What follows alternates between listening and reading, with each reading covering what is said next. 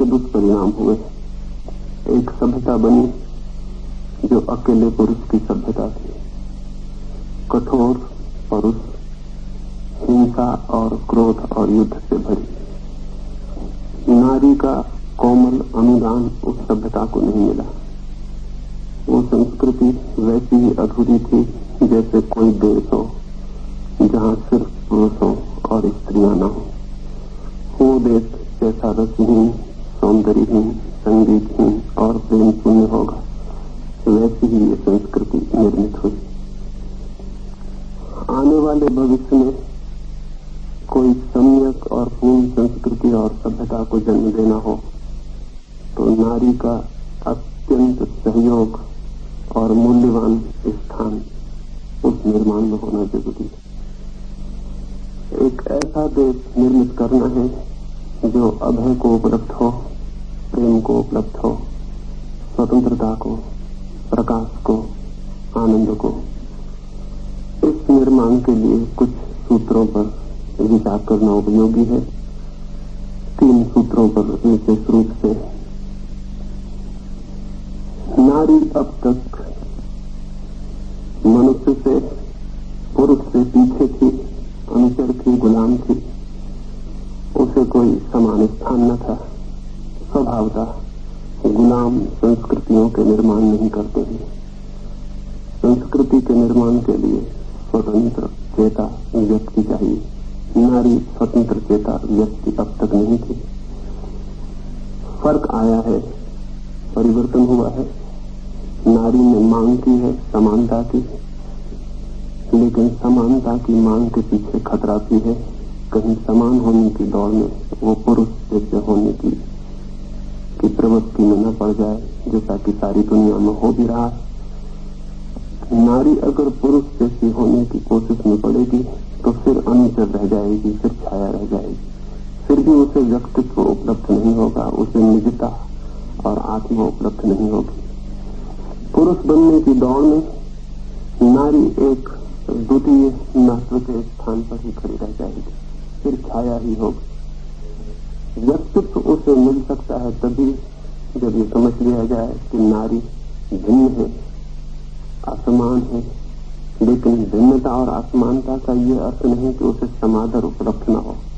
समादर उपलब्ध होना चाहिए, लेकिन समानता झूठी बात है। स्त्री और पुरुष समान बिल्कुल भी नहीं है, और यही उनका आकर्षण भी है, यही उनका बल भी है। स्त्री उतनी ही कांक्षा के योग्य है, उतनी ही जीवन को रस से भरने वाली जितनी भिन्न है।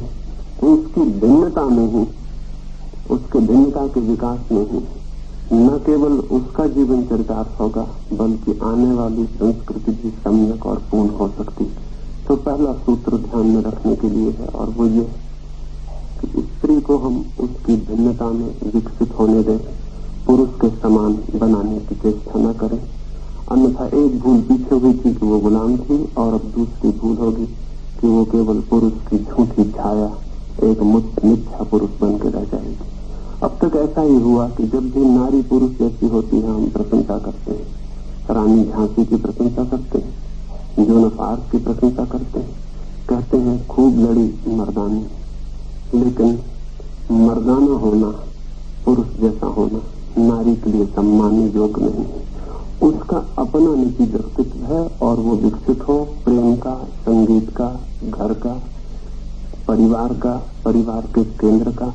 वो जो आंतरिक जीवन है मनुष्य के हृदय का, उसे वो पूरा तभी कर सकेगी जब वो ठीक अर्थों में नारी ही हो, पुरुष जैसी न हो। तो भारत की आने वाली संस्कृति में नारी को अपनी भिन्नता को परिपूर्ण रूप से विकसित करना है, ताकि वो ठीक ठीक नारी का अनुदान संस्कृति और नए देश के निर्माण में दे सके। स्वभावतः इसके ही साथ दूसरी बात ध्यान में रखनी जरूरी है कि उसकी शिक्षा पुरुष जैसी न हो, न उसे व्यवसाय पुरुष जैसे दिए जाए।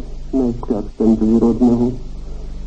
न तो पुरुषों जैसे व्यवसाय की नारी को जरूरत है, न वैसी शिक्षा की। क्योंकि वैसी शिक्षा, वैसी प्रतिस्पर्धा, वैसा प्रशिक्षण उसे एक झूठा व्यक्तित्व ही दे सकता है, उसकी आत्मा का सम्यक और ठीक विकास नहीं। और जिसका अपना ही व्यक्तित्व ठीक से विकसित न हुआ हो, वो देश के, समाज के व्यक्तित्व को परिपूरक नहीं बन सकती है। तीसरी बात ध्यान में रखने जैसी है, और वो ये कि नारी अगर ठीक से विकसित हो तो वो पुरुष से ज्यादा बलवान है, क्योंकि बच्चों का सारा निर्माण उसके हाथ में है। परिवार का प्राण वो है। जीवन के जो भी महत्वपूर्ण अंग है उस पर उसकी छाया और उसका प्रभाव है। सभी पुरुष उसकी छाया में बड़े होते और उसके प्रेम में जीते हैं, उसकी सहानुभूति में, उसकी करुणा में, उसकी ममता में जीते हैं। अगर ये ममता, ये प्रेम और ये करुणा ठीक ठीक विवेक युक्त हो तो देश के निर्माण में क्रांतिकारी परिणाम लाए जा सकते हैं। देश के निर्माण का अंतिम अर्थ व्यक्तियों का ही निर्माण होता है, और व्यक्तियों के निर्माण का केंद्रीय तत्व माँ है, पत्नी है, बहन है, वो जो नारी घिरे हुए पुरुष को चारों ओर से। अगर उसकी ममता और उसका प्रेम सृजनात्मक हो और पुरुषों को चुनौती देता हो और विकास के लिए आमंत्रण देता हो और उन दूर देश के सपनों को पूरा करने के लिए प्रेरणा देता हो, तो ही एक नया समाज, एक नया देश और एक नए भारत का जन्म हो सकता है। लेकिन यदि नारी अतीत के ढंगी रही कि पुरुष की दासी, अगर अतीत का बहुत बोझ रहा तो ये नहीं हो सकेगा। और यदि नारी पश्चिम के ढंगी हुई कि पुरुष के समकक्ष और समान खड़े होने की चेष्टा में रत, तो भी ये विकास नहीं हो सकेगा। नारी को अगर भारत के निर्माण में अपना ठीक स्थान ग्रहण करना है तो दो बातों से बचना है। एक तरफ कुआं है, एक तरफ खाई है, एक उसका अतीत है और एक उसके सामने खड़ा हुआ पश्चिम।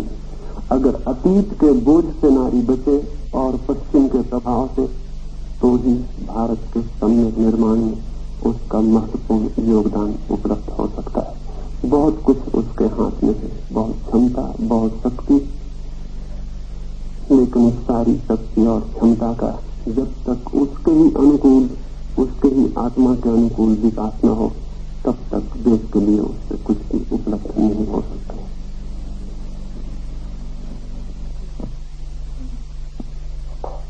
आचार्य रजनीश जी ने अपने विचार हमारे सामने रखे हैं, उन्हें हमें भी